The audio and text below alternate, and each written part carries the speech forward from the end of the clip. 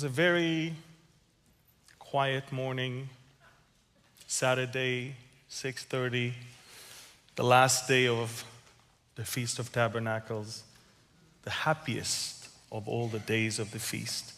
Tonight, there were supposed to be celebrations across the country with dancing, holding the Torah books because of the end of the cycle of reading of the Torah and the beginning of another one. There were youngsters that had a party all night out in the nature.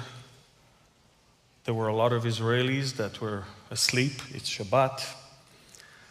And there were a lot of soldiers that had no clue that in a few minutes their lives will either end or change forever.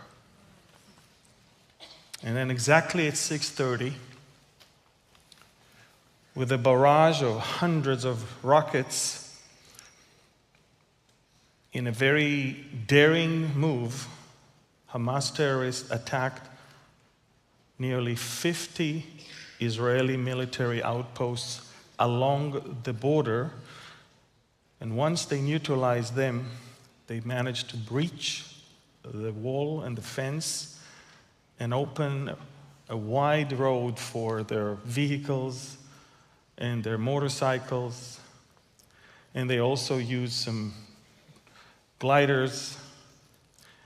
And within 20 minutes, at least 1,000 terrorists infiltrated into Israel and totally surprised the people in that outdoor party, civilians that are sleeping in on Shabbat, and the soldiers that never saw that coming. And within a matter of 1 hour, we already counted more than 100 dead. As of now, it's over 200. But the astonishing thing, the one thing that we dreaded the most, is the fact that they were able to abduct nearly 100 Israelis into Gaza Strip. And they paraded them on the main road. Women and children and old people and young people and dead bodies of Israeli soldiers were all paraded along the main road. So Israel declared war, and we're about 10 hours into this war with over 5,000 rockets in less than 12 hours. Another disturbing thing is, which leads me to believe that there is a country behind it and not just a terrorist organization, is the fact that in a very strange way, the Iron Dome missed so many rockets. And there were direct hits in so many places. And Hamas basically declared, we neutralized the Iron Dome. These capabilities can belong to only one of two superpowers in the world. And let me guess that it's not America. We are dealing with Russia right now. Only Russia could train them to use drones and drop bombs from the drones. Only Russia could sabotage the frequency of radars to that degree.